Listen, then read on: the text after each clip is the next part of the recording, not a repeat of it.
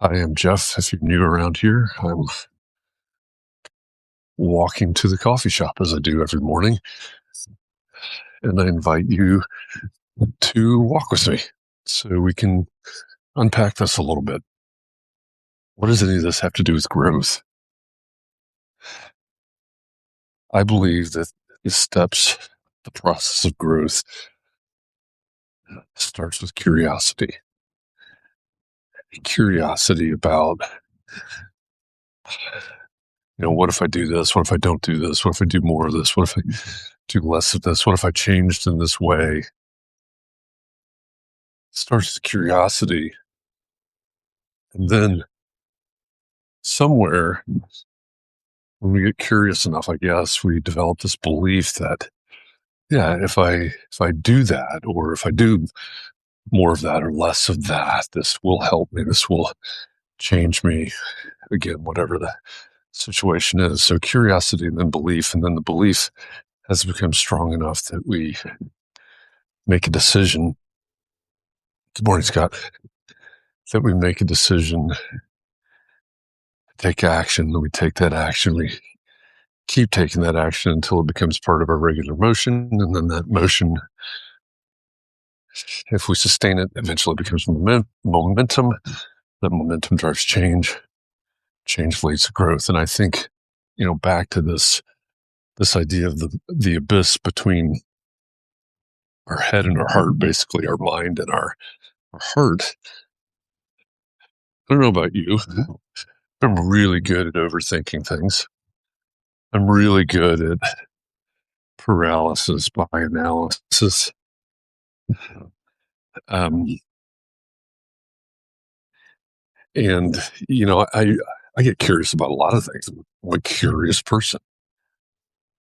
I read something, I hear something, whatever. And I think, maybe that's something I should do.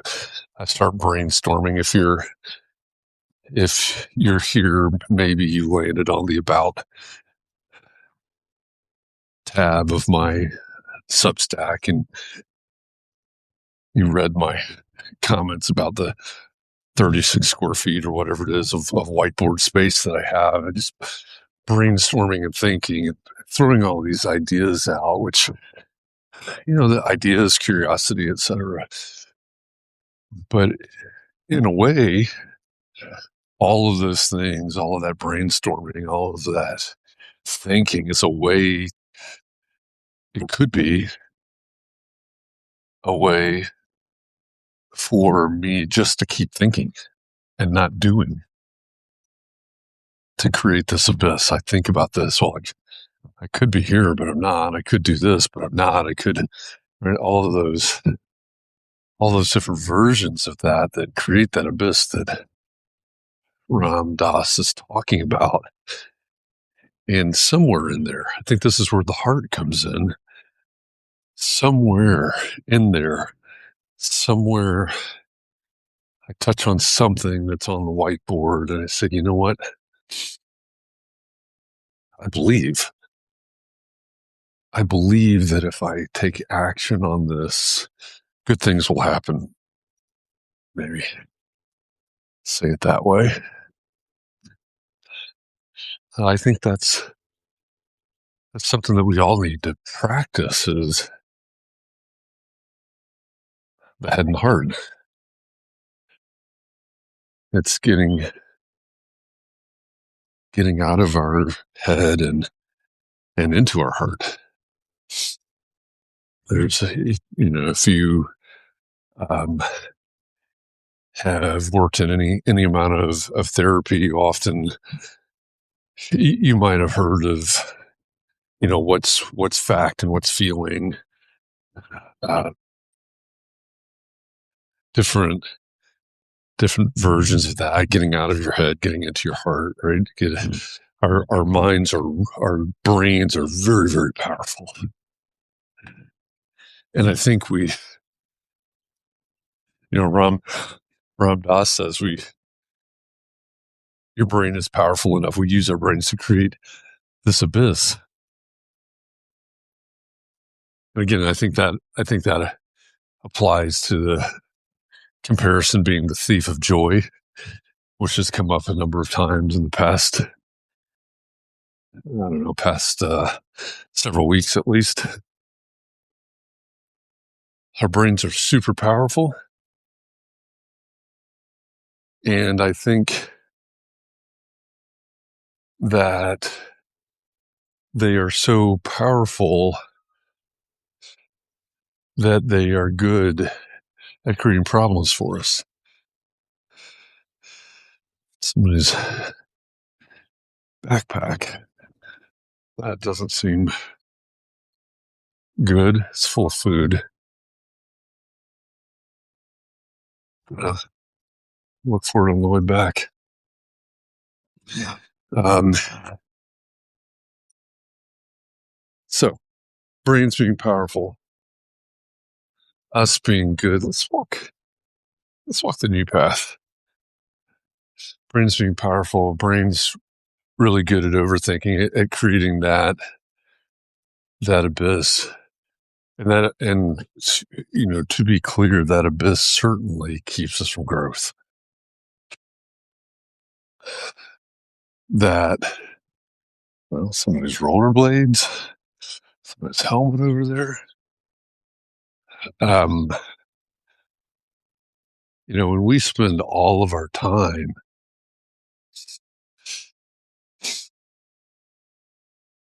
thinking and not doing, I guess, right? We had this sort of ongoing conversation last day or so, a couple days, something like that. And it's really is. It's with someone that really is. They're stuck in this overthinking, which I said it before. I'm really good at that. I can come up with an idea, have a feeling about something, and figure out 15 reasons to do it, 15 reasons, 15 ways to do it, and 15 reasons not to do it.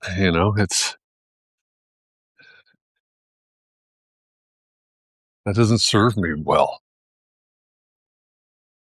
Right? Safety, in a way, I guess I'd have to ask somebody this question, but I think that overthinking and that overthinking that's keeping us stuck in a way is maybe a mechanism for keeping us safe. At least we think that, in our primitive mind.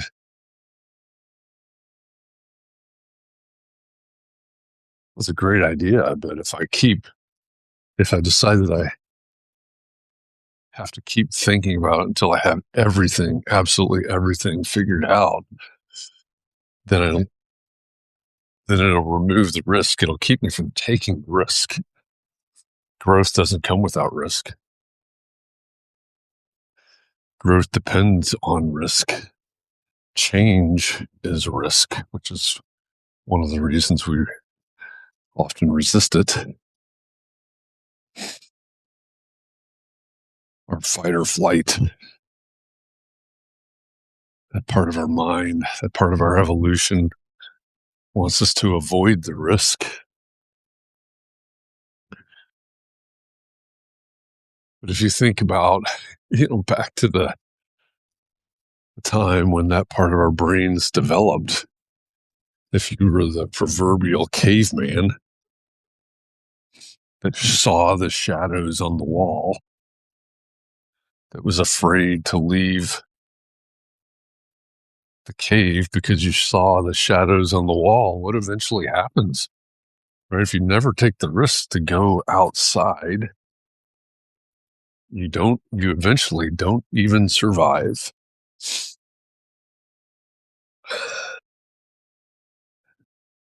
We're really good at creating that abyss.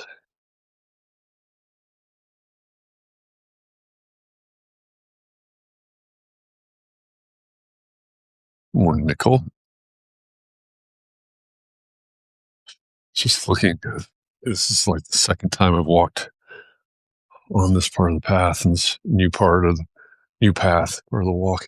They created this field, which actually, this used to be, well, actually where I'm standing was a baseball diamond. Over there was a baseball diamond. They took those out. They've put in these goalposts, which nobody ever plays football over here, so I'm not even sure what that's about.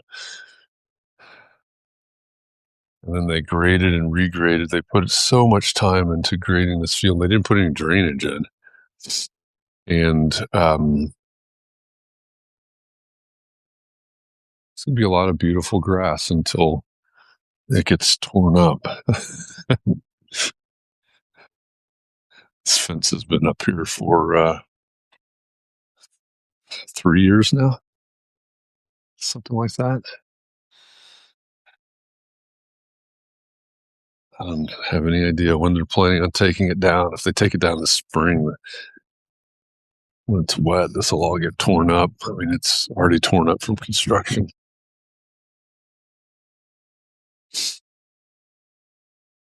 Progress.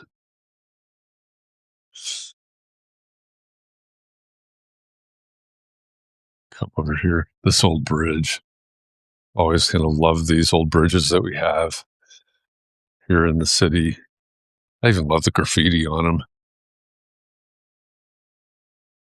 I'm afraid they probably need some serious maintenance, but it's just kind of cool. Cool urban features, I suppose. Anyway, walking and talking. Yeah, I guess sometimes that graffiti doesn't say very nice things. So, I don't know. What do you think?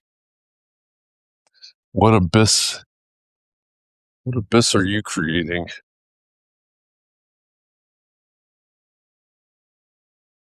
I like the serendipity.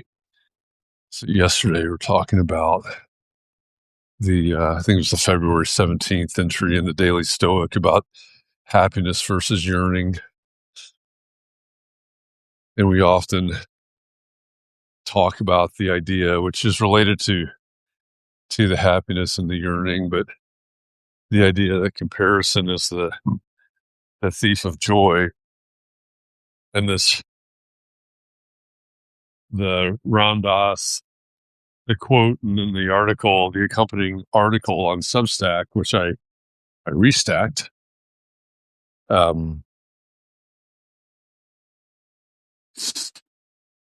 It's really along those same lines, where he's talking about our mind creating that abyss. And if you get down through the article, it really kind of talks about, when it describes the mind in the abyss, it really kind of starts to describe that comparison, really, between where we are and where we think we should be.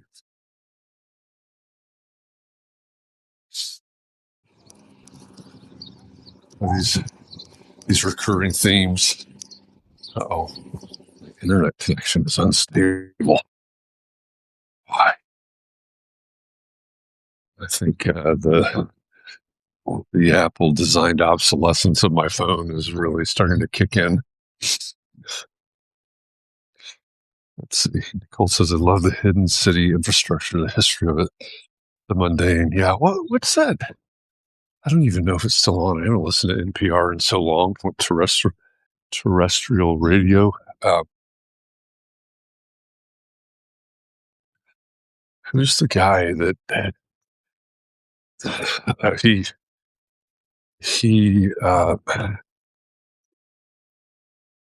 emceed part of AI National, I think. Roman Mars. What was the name of his show? Sharp.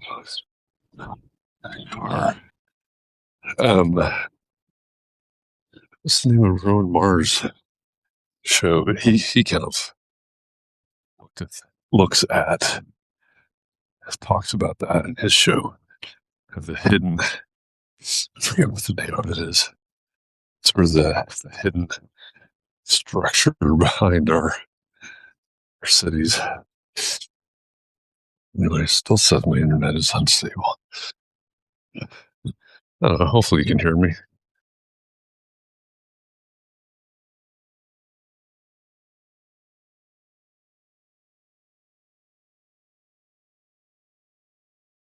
I was right before I headed out for this walk.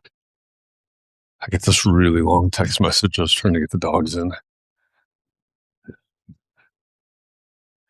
I think they can kind of sense that it's supposed to be raining the rest of the day. They're kind of getting their reps in before they don't want to go outside anymore.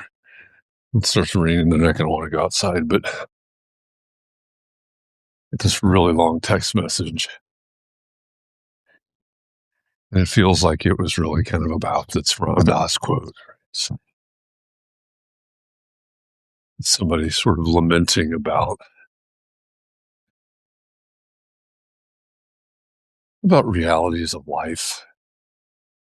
There's a lot of harsh realities of life for a lot of people right now. I identify with that feeling. It's there's no reason that some things should be the way that they are right now.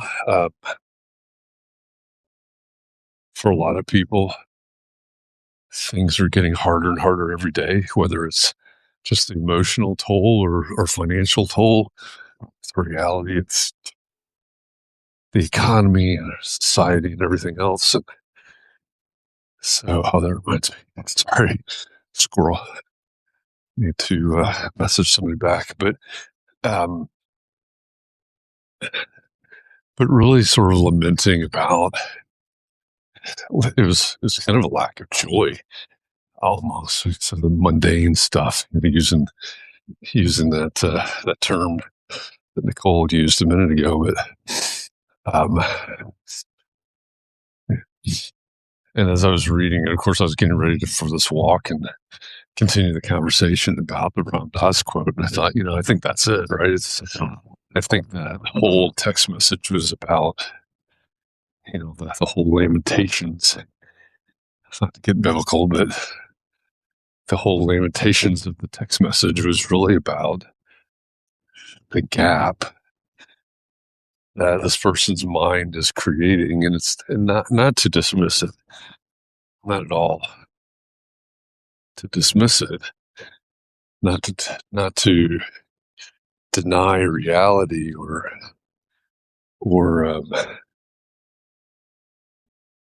minimize anybody's experience or the way that they feel. Because I do think, this in a way, this could be just about anybody that sent that to me. A lot of people, I think, are feeling this way right now.